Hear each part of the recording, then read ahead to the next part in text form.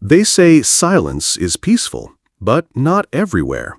In some places, silence isn't peace. It's a warning.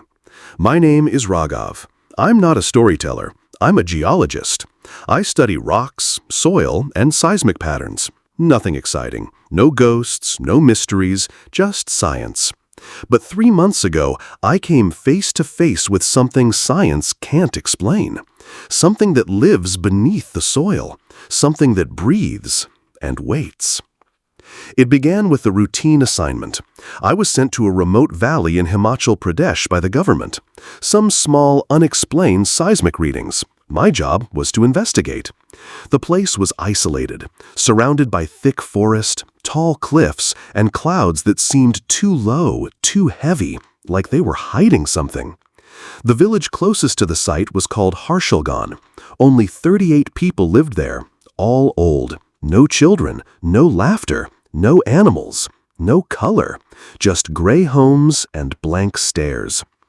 When I arrived, the village elder, a man who looked older than the trees themselves, gave me just one warning: don't dig at night.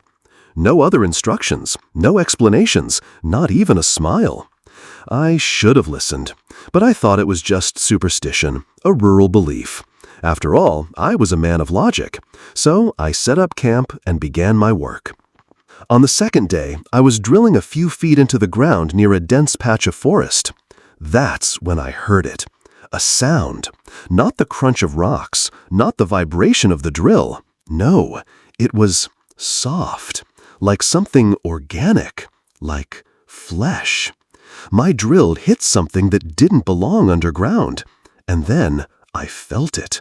A pulse, faint but unmistakable. The ground, it breathed.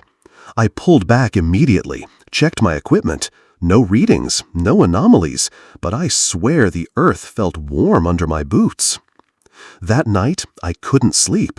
Around 2 a.m., I heard a flickering noise outside. When I peeked out of my tent, I saw a light in the woods, moving, like a lantern swaying in someone's hand. I followed it. I know I shouldn't have, but I did. The light led me deep into the forest, then vanished. In its place, I found a stone pillar, about 6 feet tall, cracked, covered in strange symbols that weren't Hindi, weren't Sanskrit, not anything I recognized. At its base, scattered bones. Human bones. Clean, dry, old. That's when I realized this valley wasn't silent. It was muffled. Something was buried here, and it didn't want to be found.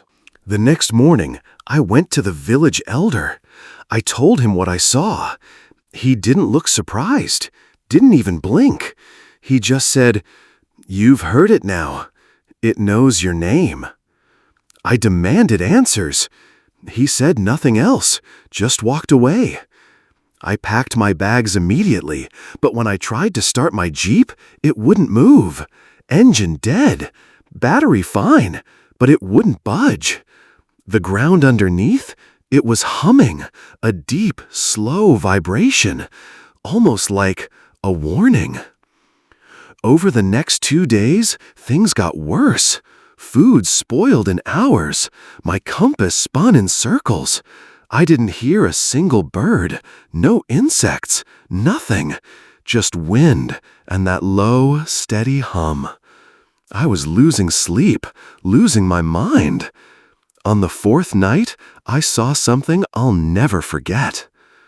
A girl, no more than 10 years old, standing barefoot near the stone pillar.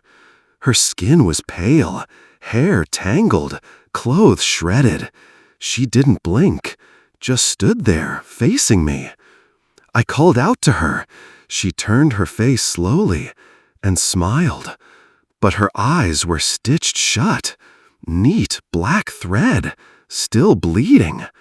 I screamed, but she didn't move, just vanished like smoke. That night, I broke. I took my tools, returned to the pillar, and started digging. Deeper than before, deeper than I should have.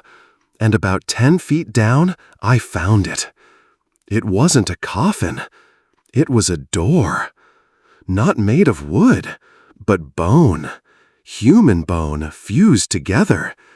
And it wasn't locked. It was open. I don't know why, but I touched it. A hand, cold, thin, soft like ash, reached from inside and touched mine back. Not grabbed, just touched. Like it knew me.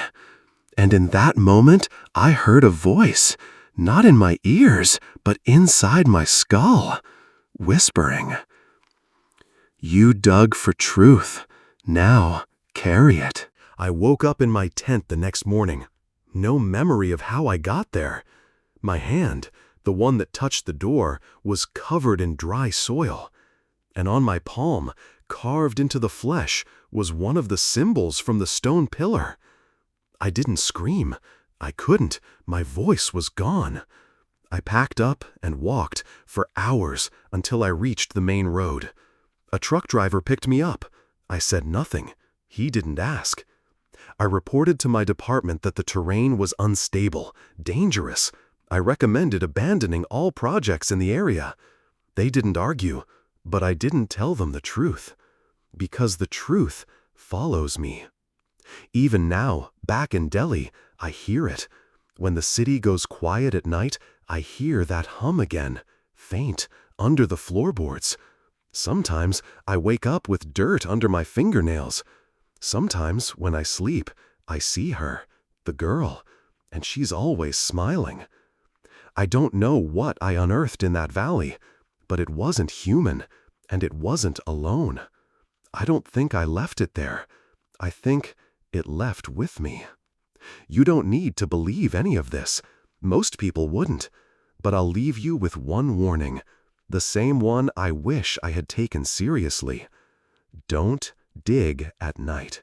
And if you ever hear the ground breathing, run. Because now that you've heard this story, maybe it knows your name too.